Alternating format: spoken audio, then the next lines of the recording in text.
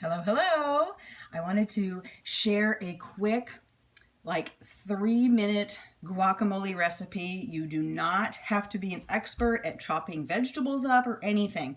So what I love to do, because a lot of times we don't, it's time consuming to, if you're wanting to make like this really good guacamole, it's time consuming to chop up the onions and the tomatoes and mince the garlic and the cilantro and all that stuff. It's time, labor intensive. And then it's so good, you eat it in one sitting and, that's awesome, or for a party. But like, what if you just want guacamole, that moment or that night or whatever, or you got like a couple, I have 1.5 avocados to use up. And what do? I will have, generally most houses have a bag of chips of some sort. But I don't have any necessarily onions or tomatoes or anything else lying around, nor do I want to spend a lot of time doing that. So what I'm going to show you is super simple. So this one's already been washed. If I haven't opened it yet, I will wash this underwater because I don't know what it's touched from the store to here or the transport and all that stuff. So I just do a quick rinse, and then I'm going to cut open right down. I always take the little nib out first as well.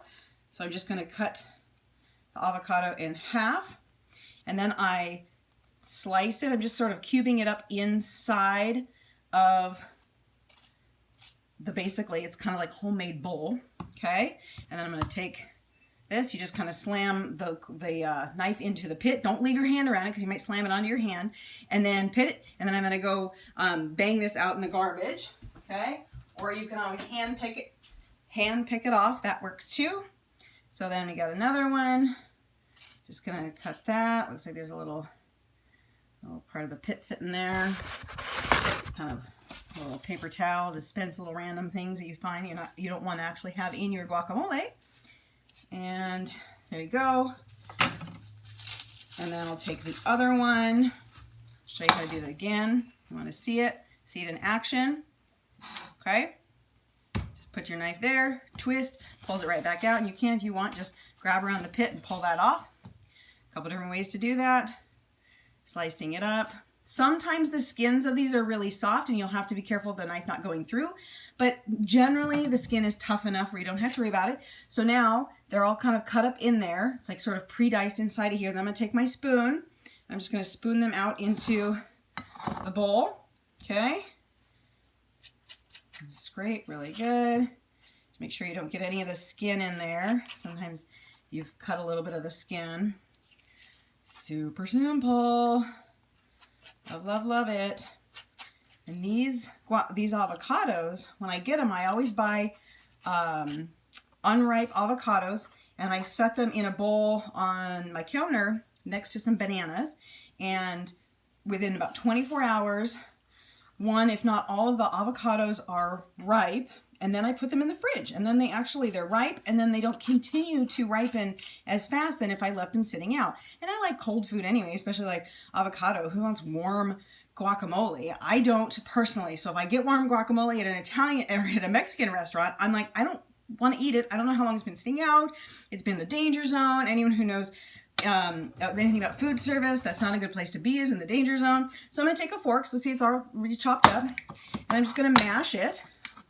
It happens very fast. Of course, it takes a little longer when you're explaining it, but not too much. And so I'm just mashing a little bit. It doesn't have to be, it's up to you how fine you want it. Of course, you can always put this in a food processor, but that's just one more thing you have to dirty and clean. And I got to tell you, it's one thing if I'm trying to mass produce it for a huge party. So then, like I said, if you don't have onion, you don't have all the other ingredients to make this amazing into guacamole, most people have some sort of salsas in their house. Okay, my husband's not big on like the Cholula or the Tapatios or anything like that, so I'm not going to add it, but I wanted to have it out because he might have it. Let's say you just ran out of your regular standard store-bought one. You could always dash a little bit in there if you want, just for a little heat. But so what I do, shake it, because I always like to shake it. And then you just go bloop. How many bloops you're going to do, it's up to you. You have freedom in the framework here, I tell you. And then you stir it. Sometimes I'll add a little ground pepper. I don't tend to add any more salt because there's plenty of sodium in these store-bought salsas. I don't need it if you feel, and there's salt on the chips. I mean, there's plenty of salt to be had already in the food that you're eating. You don't need to keep adding more, trust me.